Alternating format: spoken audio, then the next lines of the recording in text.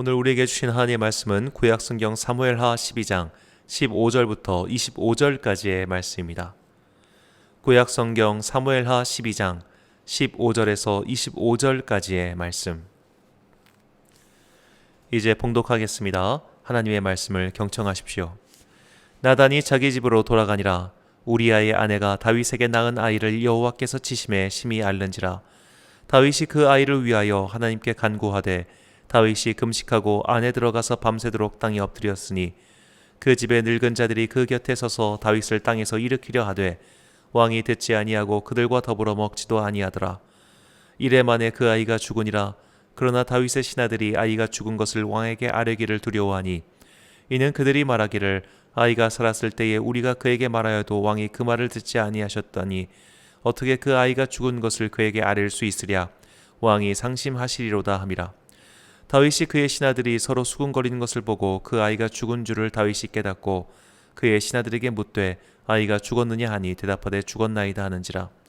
다윗이 땅에서 일어나 몸을 씻고 기름을 바르고 의복을 갈아입고 여호와의 전에 들어가서 경배하고 왕국으로 돌아와 명령하여 음식을 그 앞에 차리게 하고 먹은지라. 그의 신하들이 그에게 이르되 아이가 살았을 때에는 그를 위하여 금식하고 우시더니 죽은 후에는 일어나서 잡수시니 이 일이 어찌됨이니이까 하니 이르되 아이가 살았을 때에 내가 금식하고 운 것은 혹시 여호와께서 나를 불쌍히 여기사 아이를 살려주실는지 누가 알까 생각함이거니와 지금은 죽었으니 내가 어찌 금식하랴. 내가 다시 돌아오게 할 수 있느냐. 나는 그에게로 가려니와 그는 내게로 돌아오지 아니하리라 하니라. 다윗이 그의 아내 박세바를 위로하고 그에게 들어가 그와 동침하였더니 그가 아들을 낳음에 그의 이름을 솔로몬이라 하니라. 여호와께서 그를 사랑하사 선지자 나단을 보내 그의 이름을 여디디아라 하시니 이는 여호와께서 사랑하셨기 때문이더라. 아멘. 여디디아의 은혜란 제목으로 하나님의 말씀 선포하겠습니다. 법률 용어 중 위력이라는 단어가 있습니다. 사람의 의사를 제압할 수 있는 유형적, 무형적 힘을 말합니다. 폭행, 협박뿐 아니라 사회적, 경제적 지위를 이용해서 타인의 의사를 무력화시키는 힘입니다. 직장 상사로서 직위의 힘을 이용해서 타인을 억압하는 경우가 있습니다. 대학교 교수가 직위의 힘을 이용해서 학생들을 개인적인 일에 동원하는 경우가 있습니다. 이런 것을 위력에 의한 강압이라고 할 수 있습니다. 이런 위력을 동원한 범죄 중 가장 많은 것이 성범죄입니다. 우리나라 형법 제303조는 업무상 위력 등에 의한 성추행을 정하여 처벌하고 있습니다. 업무, 고용, 기타 관계로 인하여 자기의 보호 또는 감독을 받는 사람에 대해서 위계 또는 위력으로서 간음한 자는 7년 이하의 징역 또는 3천만 원 이하의 벌금에 처한다. 물리적으로 우월한 힘으로 타인을 억압하고 강제하는 것은 나쁜 일입니다.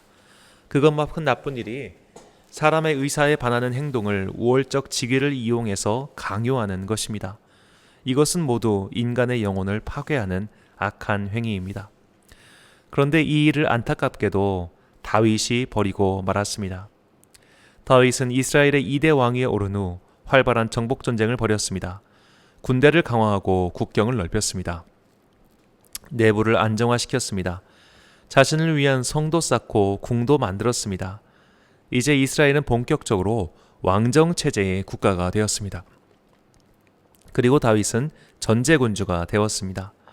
그를 제한할 수 있는 견제장치는 사실상 없는 것이나 다름없었습니다. 본래 왕권이 강하면 신권, 즉 제사장들이 왕을 견제했습니다. 그러나 이것은 다윗 왕 이후 벌어질 일이었습니다. 지금 대제사장은 다윗이 임명한 사람입니다. 그와 함께 동고동락했던 동지였습니다. 그가 다윗을 비판할 리 없었습니다. 군사령관 요압은 다윗의 조카였습니다. 다윗의 누나인 스루의 아들들은 모두 군권을 장악하고 있었습니다.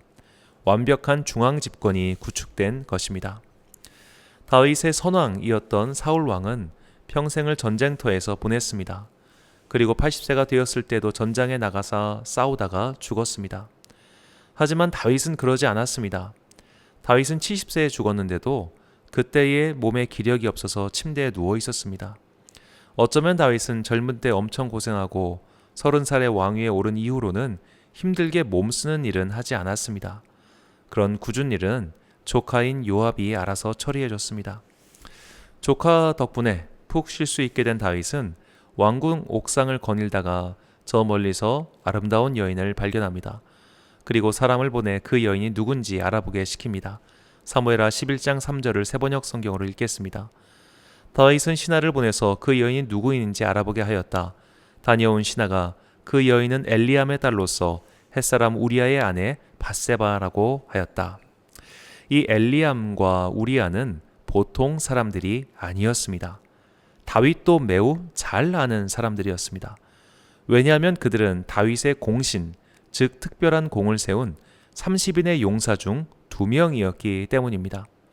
사무엘하 23장 24절부터 39절은 다윗의 30용사 명단을 가르쳐줍니다. 이 중 24절 상반절, 34절, 39절을 읽겠습니다. 30인의 특별부대에 들어있는 다른 용사들로서는 다음과 같은 사람들이 더 있다. 마아가 사람의 손자로 아이스베의 아들 엘리벨렉과 길로 사람 아히도벨의 아들 엘리암과 햇사람 우리아까지 모두 합하여 37명이다. 여기서 길로 사람 아히도벨에 줄친 이유는 나중에 설명드리겠습니다. 이 30명 위에 지휘관격인 7명이 있었습니다. 다윗의 조카 요압 같은 이들입니다. 이 7명을 특등 공신이라고 한다면 그 밑에 30명은 1등 공신입니다. 다윗과 함께 동고동락하면서 전장을 누볐던 사람들이었습니다. 다윗은 지금 그런 사람의 딸이며 그런 사람의 아내를 불러들입니다. 그리고 관계를 맺습니다. 이것은 위력에 의한 간음죄였습니다. 이것을 조선시대의 사고를 갖고 여인의 정절을 스스로 지키지 못했다고 비난해서는 안 됩니다. 다윗은 기원전 10세기 전제군주입니다. 법 위에 있는 사람이었습니다. 그 어떤 국가기관도 다윗을 통제할 수 없었습니다. 그런 상황을 누구보다도 잘 아는 공신의 딸이 그 명령을 어떻게 거역할 수 있었겠습니까? 어쩌면 그녀는 나 하나만 희생하면 된다라고 생각했을지도 모릅니다. 아버지와 남편이 30용사였습니다. 자칫하면 자신으로 인해 큰 분란이 생길지도 모를 일이었습니다. 그러나 다윗에 대해서 우호적이었던 사람들, 특히 우리 조상 다윗, 믿음의 모범생인 다윗이 그런 일을 할 리가 없다. 분명히 나쁜 여인인 밧세바가 유혹했을 것이다라는 오늘날에도 흔히 사용하는 말을 해가며 본질을 호도한 사람들이 많았습니다. 이 주장의 대표적인 사람이 유대인 역사가인 요세푸스입니다. 요세푸스는 밧세바가 애꿎은 우리 선한 왕 다윗을 유혹해서 역사에 오점을 남겼다는 식으로 주장합니다. 그러나 그것은 성폭행당한 여성이 남성을 유혹해서 그렇게 되었다고 말하는 것과 똑같은 매우 유감스러운 주장이 아닐 수 없습니다. 밧세바는 그 일로 임신을 하게 됩니다. 지금이라면 의술의 도움으로 없던 일처럼 만들 수도 있었겠지만 그때는 그럴 수도 없었습니다. 다윗은 그 아이가 자신의 아이가 아닌 것처럼 꾸미려고 전장에 나가 있던 우리아를 불러들입니다. 그러면서 집에 가서 편히 쉬라고 합니다. 그러나 충직한 우리아는 그 말을 듣지 않았습니다. 전우들이 지금 전장에서 싸우고 있는데 자신만 편하게 있을 수 없다는 이유에서였습니다. 우리아는 해족 속, 즉 히타이트 사람이었습니다. 이방 민족 출신이지만 그의 이름은 여호와는 나의 빛이란 뜻이었습니다. 그만큼 성실하고 신실한 사람이었습니다. 그러니 유다 지파이고 30용사 중 한 명인 엘리암이 그의 딸을 시집 보내지 않았겠습니까? 결국 다윗은 요압을 시켜 우리아를 죽게 만듭니다. 그리고 밧세바를 자신의 아내로 취합니다. 얼마 후 밧세바는 아이를 낳았습니다. 이 일은 하나님 보실 때 너무나 악한 일이었습니다. 다윗은 그냥 바람난 내가 아니었습니다. 위력에 의한 간음죄를 저질렀습니다. 그도 모자라 살인 교사를 했습니다. 우리나라 형법 제31조 교사범에 대해 이렇게 벌을 정해놨습니다. 타인을 교사하여 죄를 범하게 한 자는 죄를 실행한 자와 동일한 형으로 처벌한다. 다윗이 자신이 직접 죽이지 않았다고 해서 그가 안 죽였다고 할 수 없습니다. 오히려 그는 교묘하게 전사로 위장까지 했습니다. 다윗이 죽인 겁니다. 하나님께서는 선지자 나단을 보내셔서 다윗을 통렬하게 질책하십니다. 사무엘하 12장 11절입니다. 주님께서 또 이렇게 말씀하십니다. 내가 너의 집안에 재앙을 일으키로 내가 보는 앞에서 내가 너의 아내들도 빼앗아 너와 가까운 사람에게 주어서 그가 대낮에 너의 아내들을 욕보이게 하겠다. 나단 선지자를 통해 이 심판의 말씀을 이행한 도구가 있습니다. 바로 밧세바의 친할아버지인 아히도벨입니다. 아히도벨, 아까 이름이 나왔었죠. 사무엘하 15장 12절입니다. 압살롬은 또 사람을 보내어서 다윗의 참모이던 길로 사람 아히도벨을 그의 성읍인 길로에서 올라오라고 초청하였다. 아히도벨은 길로에서 정규적인 제사일을 맡아보고 있었다. 이렇게 반란 세력이 점점 커지니 압살롬을 따르는 백성도 점점 더 많아졌다. 자, 아히도벨은 자기 손녀에게 일어난 일을 알고 있었을 겁니다. 그러지 않고는 아히도벨이 압살롬의 반란에 동참할 이유가 없었습니다. 그는 다윗의 중요한 신하였고 그의 아들 엘리암 또한 다윗의 중요한 공신이었습니다. 그러나 다윗은 전제 군주로서 힘을 누리며 자신의 집안, 자신의 손녀의 집안을 엉망으로 만들었습니다. 손녀에게 수치를 안겨줬으며 손녀의 지아비를 앗아간 악당입니다. 더구나 다윗은 함께 피를 흘리며 싸운 전우들도 배신했습니다. 심판의 철퇴가 임해야 했습니다. 아히도벨은 그 역할을 자신이 하기로 마음먹고 움직인 것입니다. 성경은 왜 굳이 이런 스캔들을 우리에게 전해주고 있을까요? 그리고 무엇보다 충격적인 것은 이 이야기가 인류의 구세주인 예수님의 족보에도 등장한다는 것입니다. 마태복음 1장 6절입니다. 이새는 다윗 왕을 낳으니라. 다윗은 우리아의 아내에게서 솔로몬을 낳고. 아멘. 솔로몬은 아버지와 어머니의 엄청난 스캔들을 안고 태어났습니다. 이것은 그에게 큰 핸디캡이나 다름없었습니다. 왜 하나님께서는 이런 스캔들과 연루된 솔로몬을 통해 인류의 구세주를 보내주셨을까요? 그런 거 없이 깔끔한 이들이 얼마든지 있었습니다. 대표적으로 솔로몬과 왕위를 두고 경쟁하던 아도니아가 있습니다. 아도니아에 대한 칭찬과 다윗의 사랑을 성경은 한 문장으로 정리해서 알려줍니다.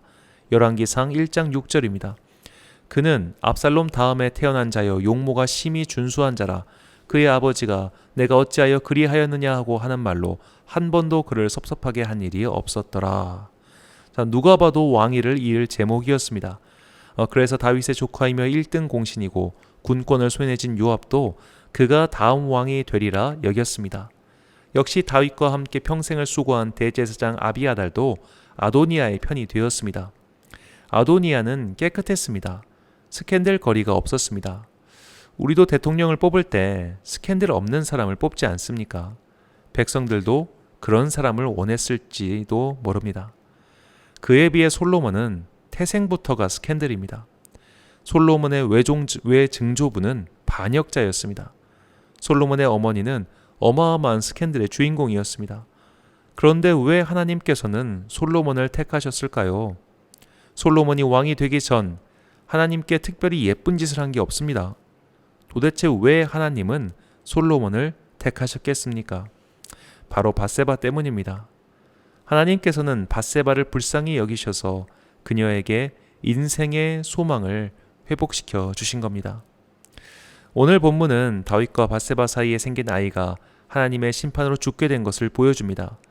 나단이 떠난 후 아이는 시름시름 앓기 시작합니다. 다윗은 그때부터 금식하며 아이를 살려달라고 기도합니다. 그러나 아이는 2주 후 세상을 떠나고 맙니다. 신하들은 왕이 너무 상심할까 걱정돼서 말도 하지 못합니다. 아이의 죽음을 들은 왕은 씻고 자리에서 일어나 다시 식사를 시작합니다. 그러자 신하들이 묻습니다. 살아계실 때는 그렇게 금식하시더니 죽었다고 하니 어떻게 식사를 하십니까? 그러자 다윗의 대답입니다. 본문 22절과 23절입니다. 다윗이 대답하였다. 아이가 살아있을 때에 내가 금식하면서 운 것은 혹시 주님께서 나를 불쌍히 여겨주셔서 그 아이를 살려주실지도 모른다고 생각하였기 때문이요. 그러나 이제는 그 아이가 죽었는데 무엇 때문에 내가 계속 금식하겠소? 내가 그를 다시 돌아오게 할 수가 있겠소? 나는 그에게로 갈 수 있지만 그는 나에게로 올 수가 없소.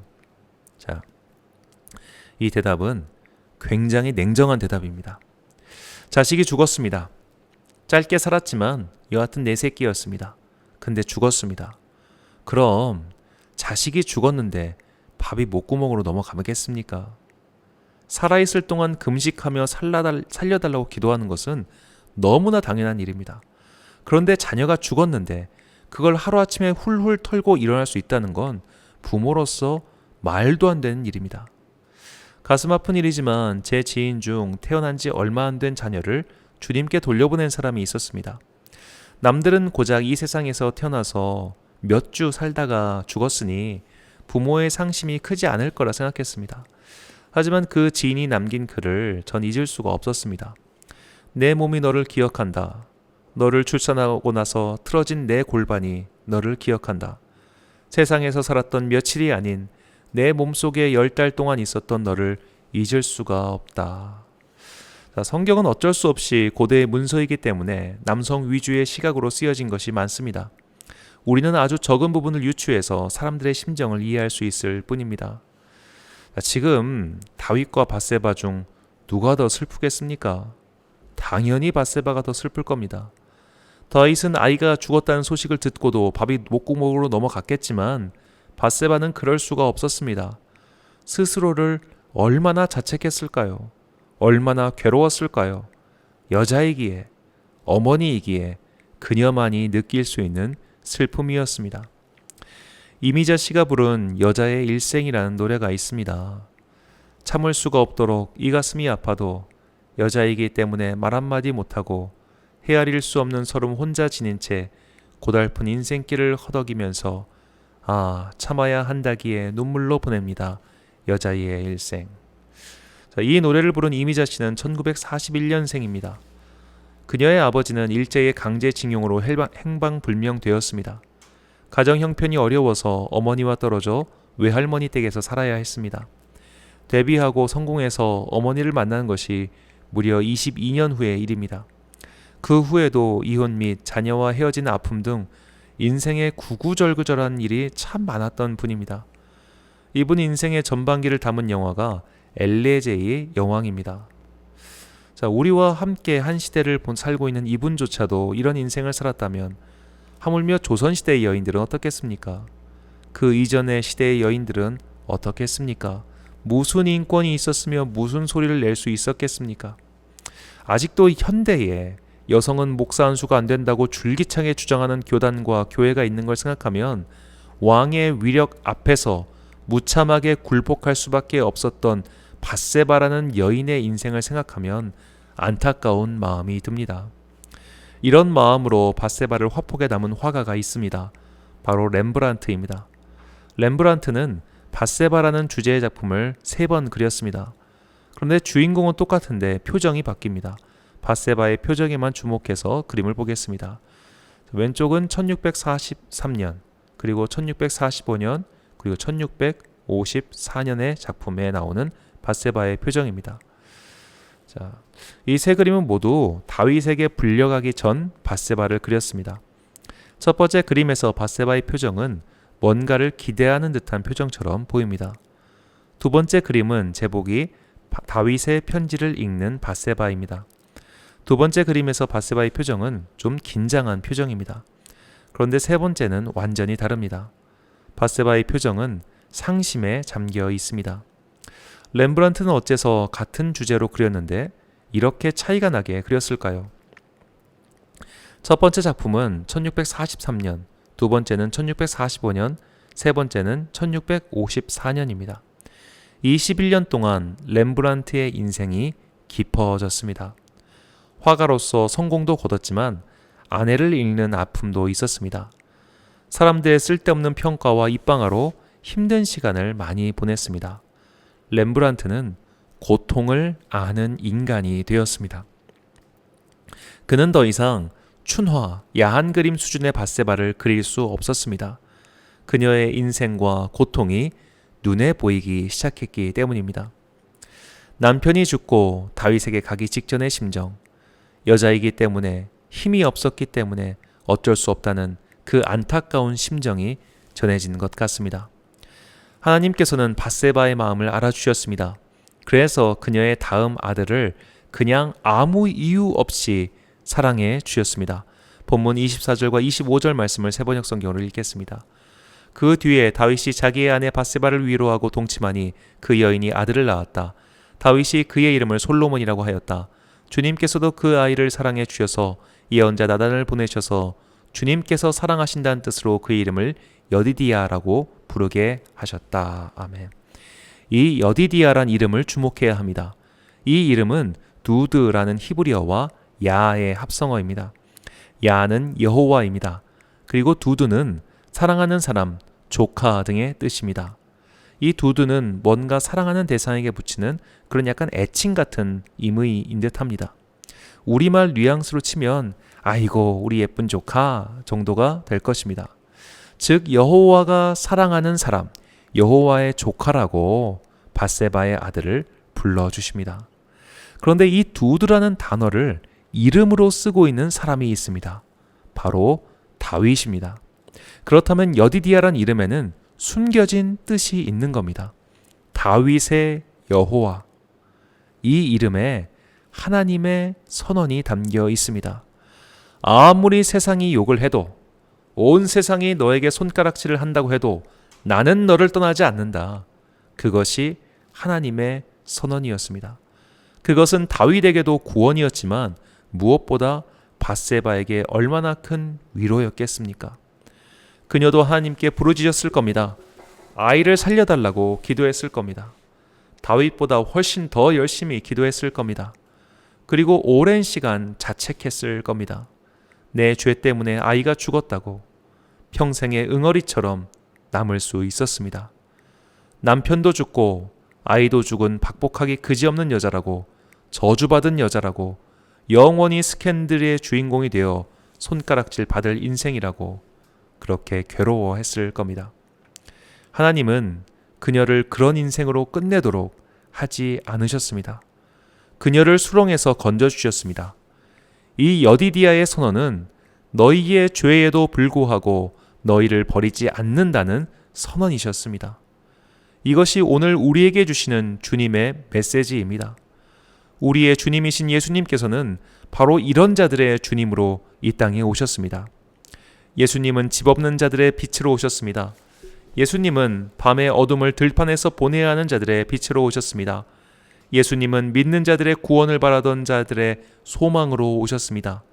예수님은 희망이 없어 빈털터리의 처지로 혼자 성전뜰에서 기도하던 한 늙은 여인의 응답으로 오셨습니다.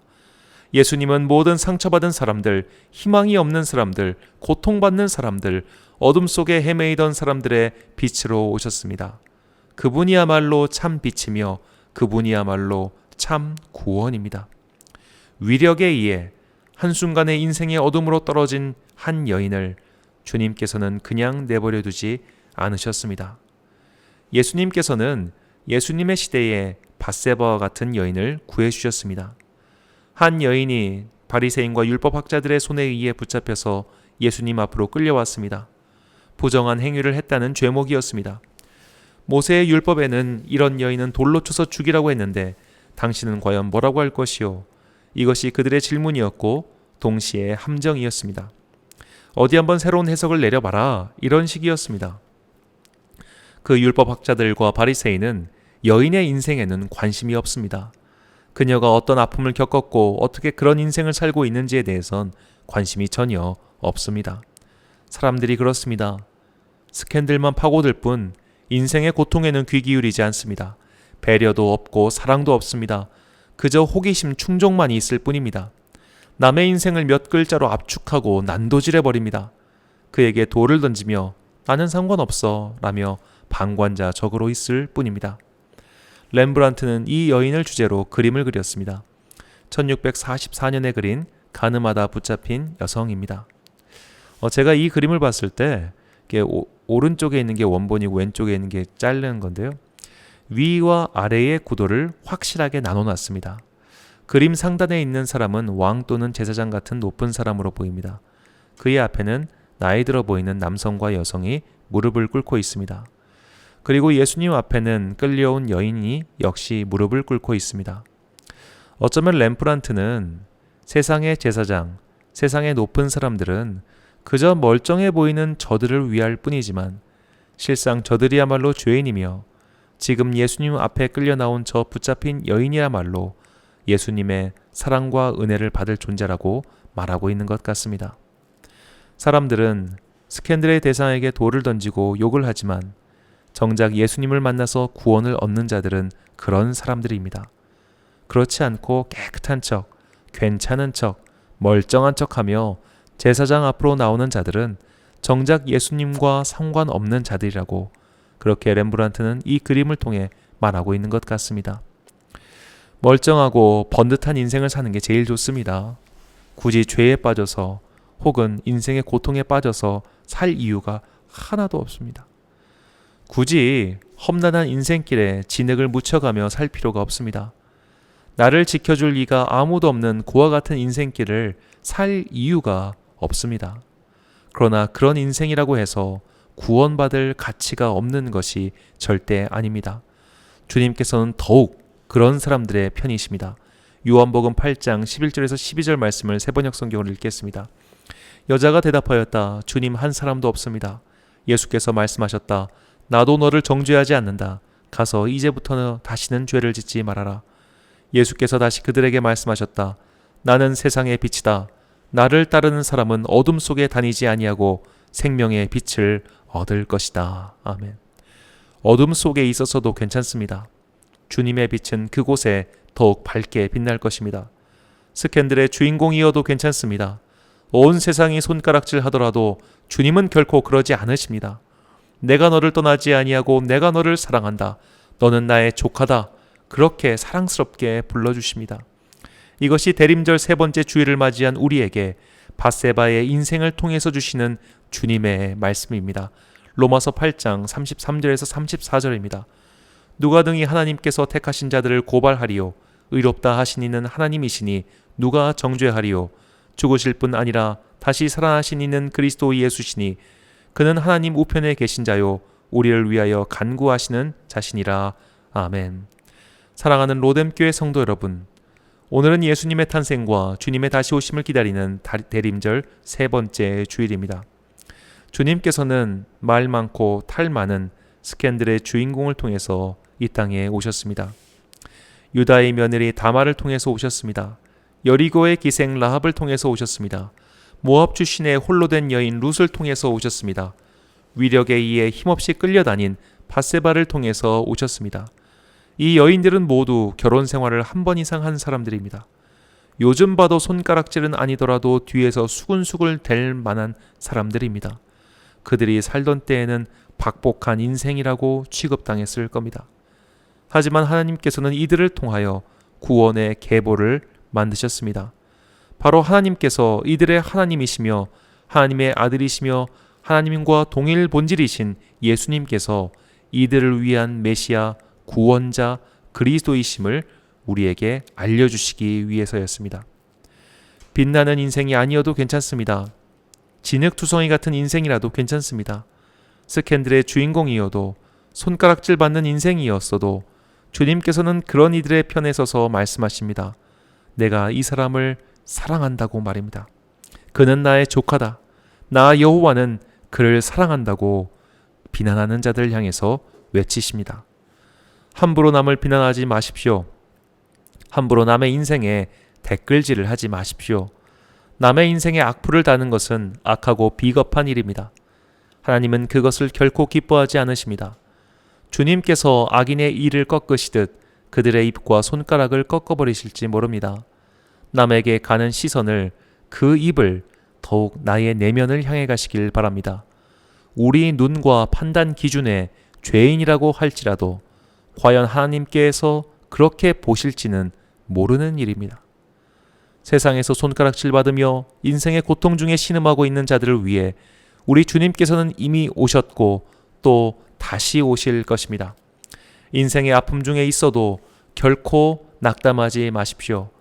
누군가의 시선과 판단 때문에 괴로운 일이 있더라도 너무 슬퍼만 하지 마십시오. 주님께서는 그런 이들의 인생을 사용하셔서 구원의 일들을 이루어 가십니다. 스캔들의 인생을 영광으로, 그 영광으로 바꾸어 가십니다. 그것이 여디디야, 너는 나의 조카다. 내가 너를 사랑한다. 나는 너의 하나님이다 라고 말씀하신 주님의 은혜입니다. 이 은혜가 주님께서 이 땅에 다시 오실 그날까지 함께 하심을 굳건히 믿으시길 간절히 축원합니다. 기도하겠습니다. 사랑과 은혜가 풍성하신 아버지 하나님, 대림절 세 번째 예배를 드리며 주님을 기다립니다. 주님께서는 힘없던 여인 밧세바를 그냥 버려두지 않으셨습니다. 그녀의 다음 아이를 그저 이유 없이 사랑해 주셨습니다. 조카를 그냥 예뻐하는 이모와 삼촌처럼 주님께서는 그렇게 밧세바의 아들을 사랑해 주셨습니다. 그리고 그 아들 솔로몬을 통하여 구원의 계보를 만들어 주셨습니다. 말 많고 탈 많은 인생이기에 주님만을 의지하는 자들의 외침을 주님께서는 외면하지 않으셨습니다. 그리고 앞으로도 결코 외면하지 않으실 것을 믿습니다. 나는 정직하고 깨끗하고 흠없이 살았다고 내 이력서는 흠이 없으며 저들보다 훌륭하다고 외치는 자들이 아니라 남들 보기에 별 가치 없어 보이는 삶, 그냥 흠결 많고 흙이 덕지덕지 묻어있는 그런 삶도 주님께서는 가치 있게 보시고 사용하시고 높여주시니 참으로 감사합니다. 우리 주님께서는 그런 자들을 위하여 이 땅에 오셨으며 다시 그런 자들을 위하여 다시 오실 것을 믿습니다. 내 인생이 평안하다면 감사하게 하옵소서. 내 인생이 지금 곤란하고 어렵다면 더욱 주님께 기도하며 위로를 얻게 하옵소서. 이전 것은 지나갔으니 새 것이 되었다고 하신 말씀처럼 너를 정죄하지 않으니 다시 죄를 짓지 말라고 하신 것처럼 흠결 많은 인생들이 주님 안에서 새로워지게 하시고 새 사람이 되어 새로운 인생을 살 수 있도록 은혜를 내려 주옵소서. 주님께서 우리의 주님이 되어주심에 진심으로 감사드리며 이 모든 말씀 희망 없는 자들의 소망이며 아픈 자들의 빛으로 오신 예수 그리스도의 이름으로 기도합니다. 아멘.